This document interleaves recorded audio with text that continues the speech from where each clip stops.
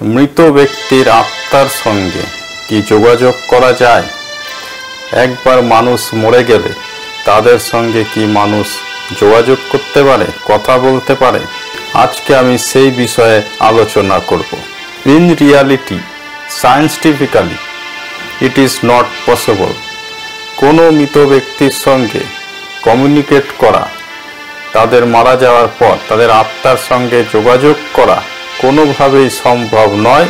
এটি বৈজ্ঞানিকভাবে সম্পূর্ণরূপে ভিত্তিহীন। শতাব্দীর পর শতাব্দী ধরে মানুষের এই বিষয়ে একটি কৌতূহল হয়ে আসছে, যেটি খুবই গুরুত্বপূর্ণ আমাদের কাছে।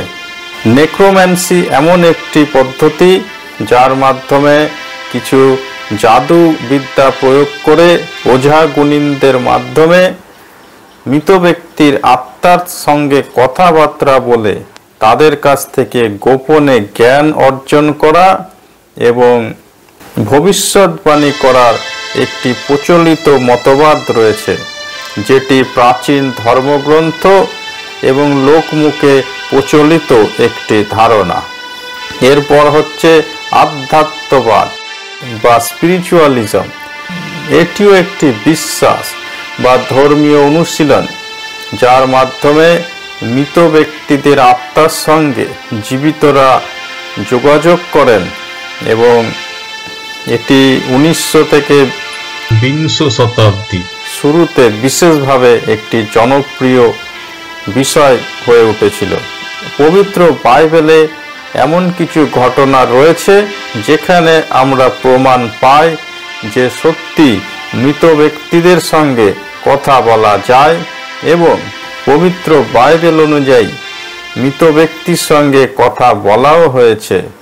পবিত্র বাইবেলে পুরাতন নিয়ম প্রথম সামুয়েল 28 অধ্যায় 7 থেকে 20 পদে আমরা দেখি যে শাউল তিনি ফিলিস্টিয়ানদের সাথে যুদ্ধে যাওয়ার পূর্বে তিনি ঈশ্বরের অবমাননা করেছিলেন। তিনি ঈশ্বরের অবমাননা করার জন্য দিশাহীন হয়ে পড়েছিলেন। ঈশ্বর তার কাছ থেকে মুখ ফিরিয়ে নিয়েছিলেন। কিন্তু ফিলিস্টিয়ানদের সাথে যুদ্ধে যাওয়ার পূর্বে তিনি চাইছিলেন, যুদ্ধে যাওয়ার আগে তিনি পরামর্শ এবং জ্ঞান লাভ করতে চেয়েছিলেন এবং তাকে সর্বদা সাহায্য করতেন সামুয়েল, ভাববাদী সামুয়েল। কিন্তু সেই সময় সামুয়েলের মৃত্যু ঘটে গেছিল। সেই জন্য শাউল অত্যন্ত দিশেহারা হয়ে পড়লেন। তিনি চাইলেন যে যুদ্ধে যাওয়ার আগে সামুয়েলের সাথে পরামর্শ করতে, কিন্তু যেহেতু সামুয়েল মারা গেছিলেন তাই শাউল একটি জাদুবিদ্যা করেন। সেই রকম একটি ওঝা গুণিনের কাছে গেলেন। সেখানে গিয়ে তাকে বললেন যে নবী সামুয়েলের আত্মাকে তার কাছে নিয়ে আসতে জাদুবিদ্যার মাধ্যমে।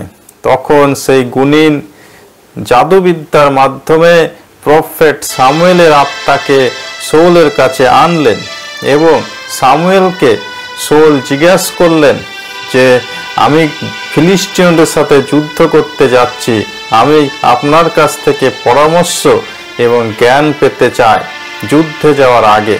কিন্তু সামুয়েল অত্যন্ত রেগে গেলেন তাকে ডিস্টার্ব করার জন্য এবং তিনি এও বললেন যে শাউল, তুমি যুদ্ধে যাচ্ছ ঠিকই, কিন্তু তুমি জয়লাভ করতে পারবে না। তুমি জয়লাভ করতে পারবে না। তুমি এবং তোমার পুত্রের মৃত্যু হবে। এই আসন্ন যুদ্ধে তোমরা যখন যাবে তখন তোমার এবং তোমার পুত্রের মৃত্যু ঘটবে এই যুদ্ধে। এটি তিনি ভবিষ্যৎবাণী করলেন। কিন্তু এখানে আমরা দেখছি যে সামুয়েল ভাববাদী তিনি সশরীরে বলছেন না, তার আত্মা শাউলের সঙ্গে কথা বলেছিল। এটি লেখা আছে প্রথম সামুয়েল 28 অধ্যায় 7 থেকে 20 পদে। সুতরাং মৃত ব্যক্তিদের সঙ্গে কথা বলাও সম্ভব। এইভাবে বাইবেলের বিভিন্ন জায়গায় নেক্রোম্যান্সি, জাদুবিদ্যা, ভবিষ্যৎবাণী এবং আত্মার সঙ্গে কমিউনিকেশন এই সমস্ত সম্পূর্ণভাবে নিষিদ্ধ করা হয়েছে। বিভিন্ন পদে বাইবেলে এইগুলি সম্পূর্ণভাবে প্রহিবিটেড করা হয়েছে। এটি আমরা পাই দ্বিতীয় বিবরণ 18 অধ্যায় 10 থেকে 12 পদে, লেবীয় পুস্তক 19 অধ্যায় 31 পদে, প্রবক্তা আইজায়ার গ্রন্থে 8 অধ্যায় 19 পদে এবং লেবীয় পুস্তক 20 অধ্যায় 6 পদে। এখানে বলা হয়েছে যে যারা মিডিয়েটর বা মাধ্যমের সঙ্গে যোগাযোগ করে আত্মাদের কাছে যায়, তাদের উপরে ঈশ্বরের ক্রোধ নেমে আসবে। এমন কাজকে ঈশ্বর ঘৃণা করেন। সুতরাং এটি ঘৃণিত কাজ হলেও, বাইবেলে এটি ঘৃণিত কাজ হলেও এটি সম্ভব। মৃত ব্যক্তিদের সঙ্গে জাদুবিদ্যার মাধ্যমে অথবা বিভিন্ন উপায়ের মাধ্যমে তাদের সঙ্গে যোগাযোগ করা যায়।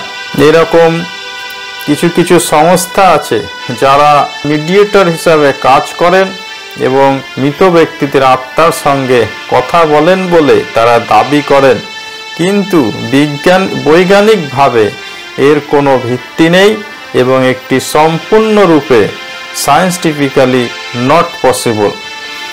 মাই ডিয়ার পিপল, আশা করি ভিডিওটি ভালো লেগেছে। যদি ভালো লেগে থাকে তাহলে অবশ্যই লাইক এবং সাবস্ক্রাইব করবেন। পরবর্তী ভিডিও দেখার আমন্ত্রণ রইল। সকলে ভালো থাকুন এবং সুস্থ থাকুন।